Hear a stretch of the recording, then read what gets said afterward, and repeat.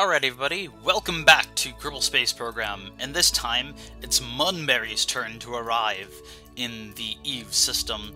He has brought with him two rovers, a flying jet machine that will not work, and a landing probe.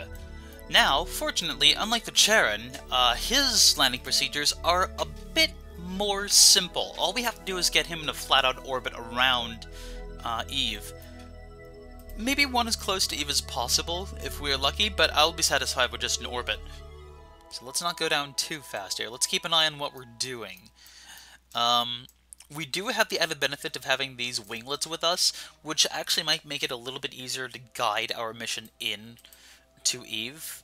Because if we have winglets, it implies that we can control our trajectory a bit more as we enter the atmosphere where the actual air is. Whoa, that's too fast! Holy crap! That was not intended at all, I assure you. We might be coming in too hot. Okay, I think we're coming in a little bit too hot. I have to do something about this. Oh my gosh, yeah, we're coming down fast. Yeah, if I don't burn prograde, I'm fairly confident that we're gonna crash. At the very least, it looks like I'm getting less resistance on my machine now. Earlier, I wasn't able to turn this device at all, but now that we seem to be not quite burning the same way anymore, we should be a little bit safer. Now I just want to make sure... Oh, actually, maybe I won't have to burn prograde. It looks like we're doing fine. Now, we don't have too much fuel in here left, but I'll use whatever is left of it to try to give ourselves a low orbit, because that'll become easier to deploy our missions from orbit into the planet's surface from.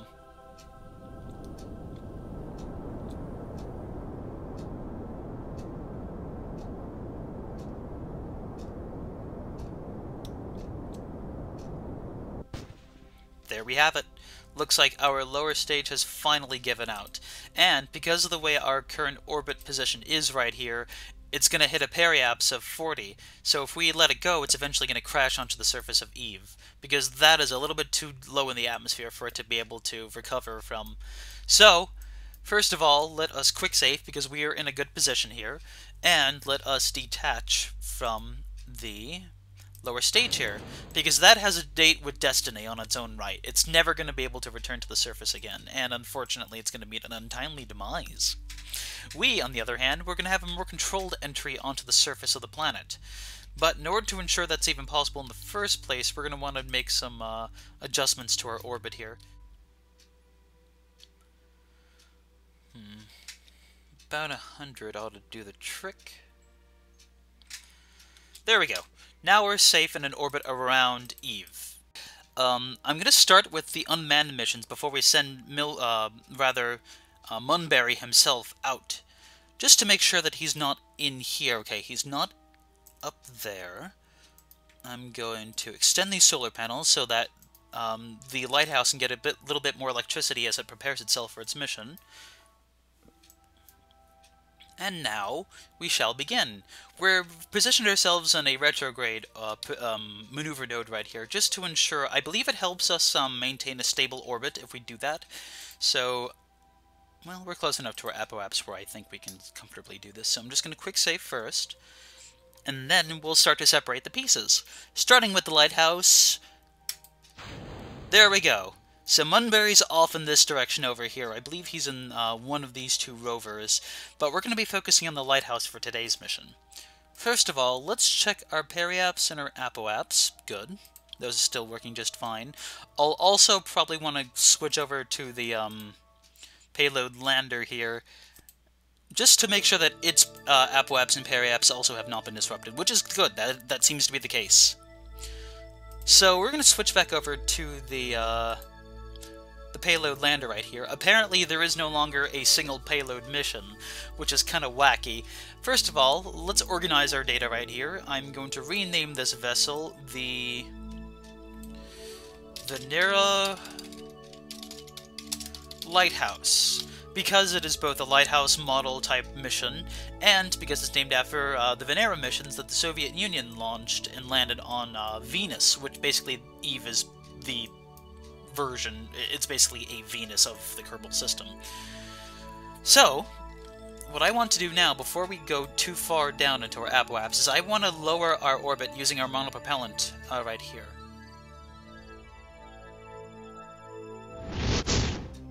Welcome back once again, everybody. We are preparing to land the Lighthouse, the Venera Lighthouse, on Eve.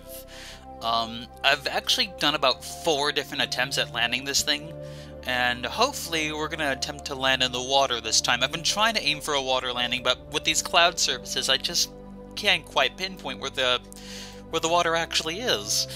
There may be some technique I'm not aware of that might be handy in trying to find that out. But this is not going to be a problem for most Kerbal Space Program players, because they usually don't have these texture packs installed, or maybe they do and I just don't know that. The point is that this has been a bit of a headache, and hopefully we will have this solved shortly. Okay, so now we are in the atmosphere of Eve, once again, and hopefully that should imply that we're going to land in a, well, desirable location. So let's say we want the jet engines and the decouplers, which we both have equipped. Here are the jet engines right here, and our decouplers are right over yonder on the sides. We've got about 2 of them. We only need 1, but I believe if we have 2 it should help with symmetry.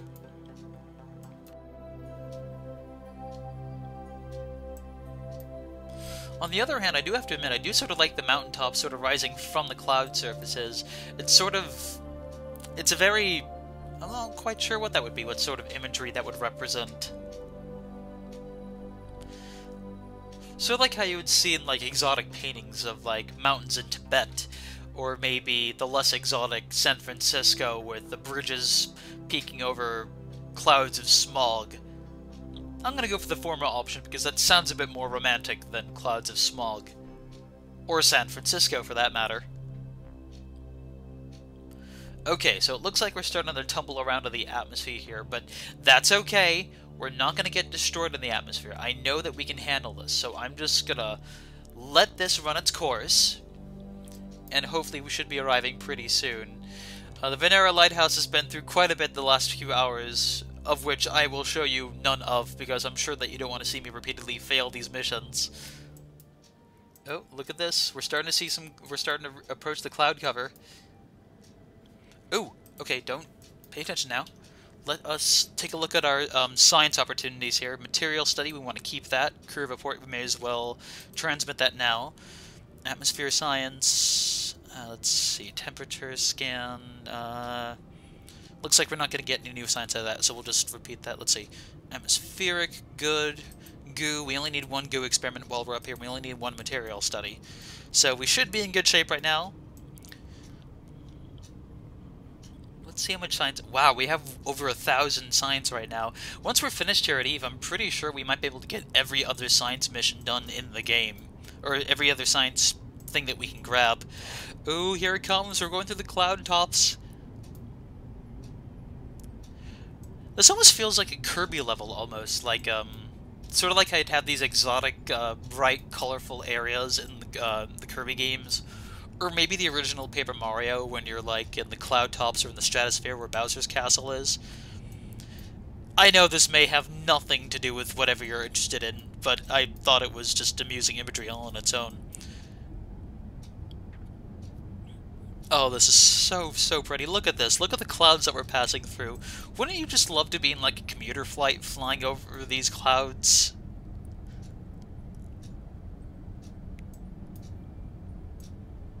Oh, this is so pretty. Okay, well, as pretty as it is, and oh my gosh, this is so beautiful, I really just want to land in water. But we won't be able to tell whether or not we're going to be in water for another few moments. I think we're looking at an ocean. Yeah, this looks like an ocean that we're surrounded by. Oh, you know what? I think we actually did it! Looks like we're just going to land off the coast of some island over here. Cool. Well then, let me try to ensure our safety and deploy our chutes now, because now that I know that we're going to be landing in the water, we should be in for a nice smooth landing. Let's see, how much electricity? We've got quite a bit of electricity. Maybe I can start to transmit some of this data. Let's see. Let's do the ones that require the least amount of transmit time.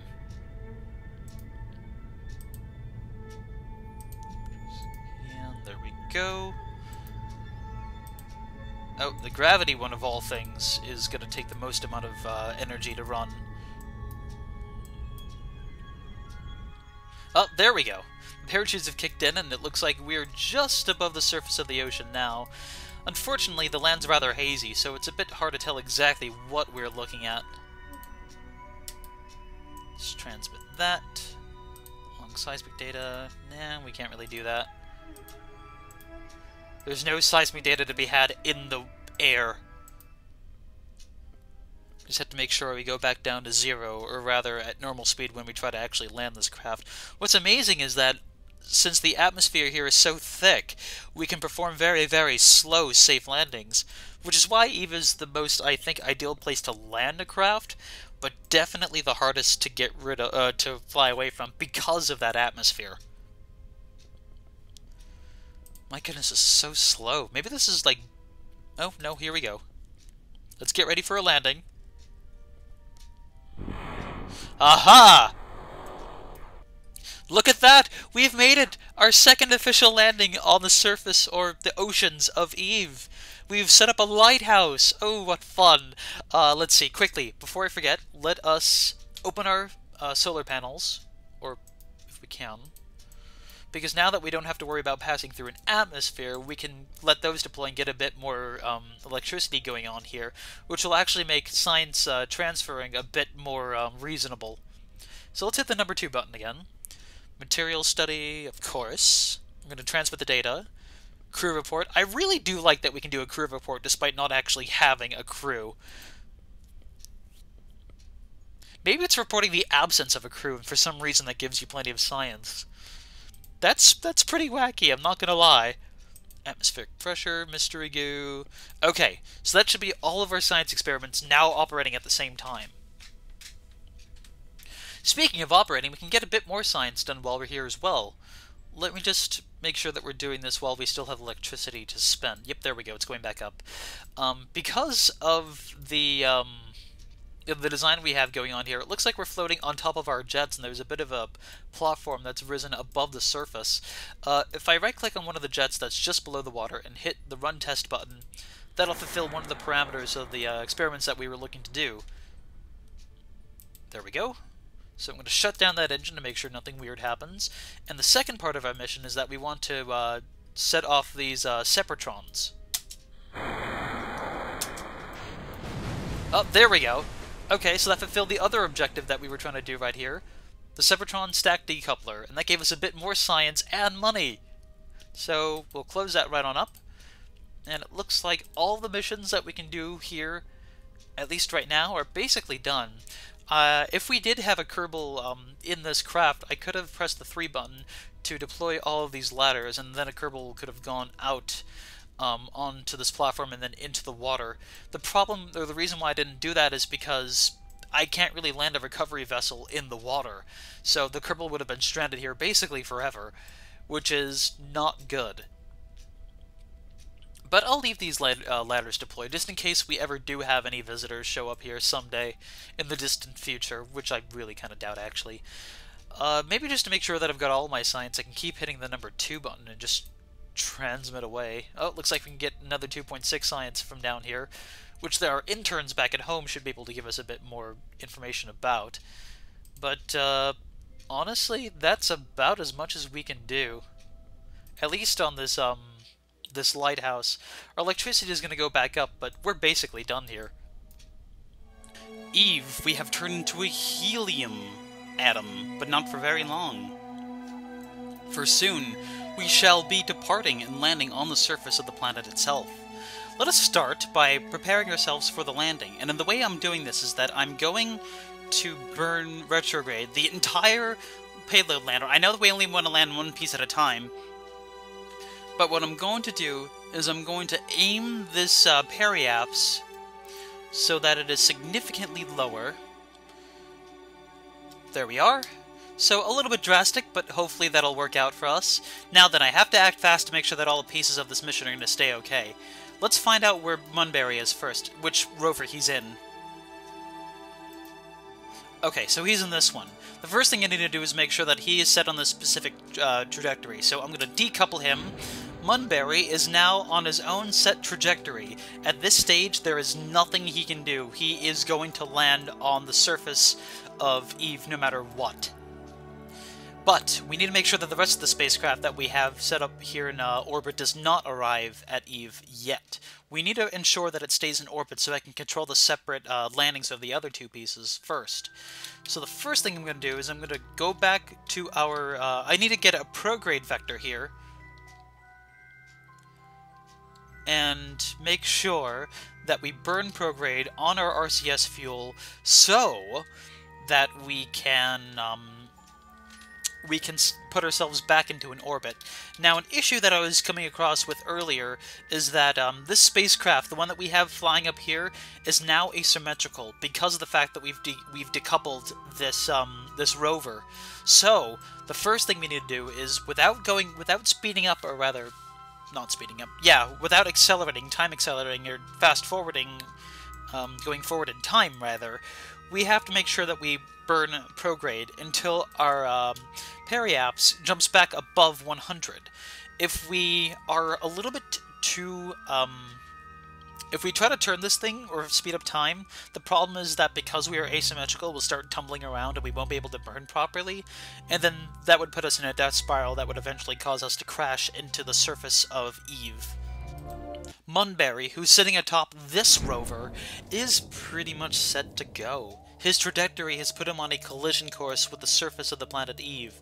He basically is set, and once he goes, there is no turning back. Especially since we're now 3 kilometers away from the Eve payload lander, so we couldn't try to escape. At this stage, we are set to go. Now then, let us christen his car, now that we've basically decided to leave him in it. The car, I've decided to name it. Since his name is Munberry, and he's in a car, I'm going to call it the Berry Mobile. And the Berry Mobile is going to go on its very own special path. So, ladies and gentlemen, first of all, let's take a look at the car that we've got here. Doesn't that just look cool? Just this car driving along the Milky Way here. I feel like I've seen like commercials or advertisements or music videos that start out or show the sort of same thing right here with the car in space. If I'm not mistaken, I think I also remember an episode of Mythbusters trying to see what would happen if you dropped a car from really high altitude. I don't know if anyone's ever tried to drop a car from low planetary orbit before, though. Although I would love to see it happen. Just take a car, like a sports car or something, strap parachutes onto the top of it, and then see what happens. So what's really cool about this is that I can start to see some first surface features right here. Ultimately, what I want to have happen is I want us to aim on the base of or on top of a mountain. I know that it seems a bit dangerous to try to land a rover on top of the mountain, but here's the thing. We know mountains are land masses. Land masses, rather. We know that they would be safe places to actually put down a car. Also, what the other benefit to landing on high terrain would be that if we do successfully pull off a landing on a mountain or a plateau, we will have a safer or easier time trying to leave the planet once we're finished. And that's because the planet's atmosphere decreases exponentially the higher you go. So the higher you are, the easier it is to leave. Okay, so what seems to be kind of weird is that whenever we get to about 30 kilometers or so, my parachutes seem to deploy automatically. Or they seem to have. I might have been pressing the spacebar by accident. So this time my plan is... Whoa! Okay, now we're spiraling. That's not good. Oh, I see. It positioned us towards the prograde. And over there, you can see this Eve payload lander debris. That was the decoupler that we detached from our spacecraft with. Because it has less surface, surface area than we do, it's going to fly a little bit farther before eventually crashing back down. And it doesn't have a parachute, so it's in trouble. Unlike us. Hopefully. And way the heck up here, meanwhile, is our Eve payloader. That's the platform we detached from and salvaged a moment ago. But worry not, people. That place will be landing here on the planet very soon. So, right away, I think I'm starting to feel a little bit good about this, because right in front of us I see a mountain range. Whoa, okay, there we go. So I did not have my fingers on the keyboard. I had them only on the mouse. And the mouse can't deploy parachutes unless I right-click them and select them. So I think something weird is going on, where the game is deciding that at a certain level, the parachutes should deploy automatically. I'm assuming it might be because of the minimum pressure rate that we have going on right here. It's obviously not the altitude. We're not nearly that low in order for it to be deploying. So I'm thinking that there's some sort of automatic system at work here. Or perhaps Munberry's a little bit scared and he deployed them without me knowing it. I don't think that can happen, by the way. I don't think the Kerbals can deploy their own parachutes. Oh! Right, I forgot to say. So I attempted to try to land this craft twice. The first time it landed in water, and the second time what happened is that we landed on land, but because of the parachute's orientation and the fact that we're actually tilted forward a bit, the spacecraft actually landed on the door, so forwards. It landed on the hatch itself and it was standing upright. And when I tried to fix it and tried to get Munberry to escape, it actually crushed him. He popped like a balloon. So the moral of the story is, make sure that your spacecraft lands upright. I'm not going to be doing any course correction on this until my parachute's open entirely, and then when that happens, I'll be leaning back so that the center of mass is down here instead, and that should allow us to land upright. The cloud cover seems to be dissipating, and below us I can start to see some land. We're approaching what I can only hope would be some form of actual landmass. The second time I tried this, we seem to be approaching the same sort of area that I did last time. The problem is that I also see water there in the distance, and I'm hoping that I'm not landing in like the middle of a lake or something. Okay, yeah, I'm feeling pretty confident about this. That land, I'm starting to see some, yep, there we go, there's our shadow, and I'm seeing some texture that look like sand dunes, so it looks like we've just about made it. Now then, I don't want to repeat the same mistake that I made last time. So, in order to make sure that we land upright, what I'm going to do is I'm going to hold the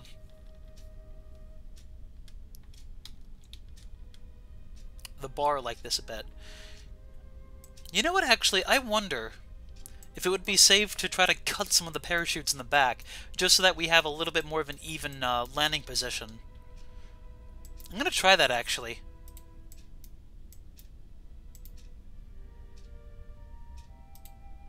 There we go. Oh yeah, that's much better. So we only needed, really, we only needed 2 parachutes back there, and now I'm all but certain we're going to land upright.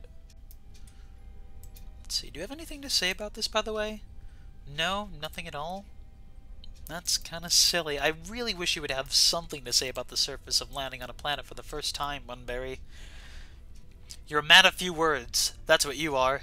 The Berrymobile, however, is a very fine, suitable vehicle for the world's first interplanetary astronaut. You are really amazing, Munberry. And I'm glad you don't mind being alone out here for so long. Don't worry, Munberry. We'll save you somehow. But for now, let's just focus on this. We're nearly parked. Oh, this is so exciting. Okay, we're definitely at a safe falling speed. We're about to land. Here we go. Yes! We've done it, everybody! We have landed on the surface of Eve. For the first time, we have put a Kerbal on the surface of another world. We did it! Oh, this is great!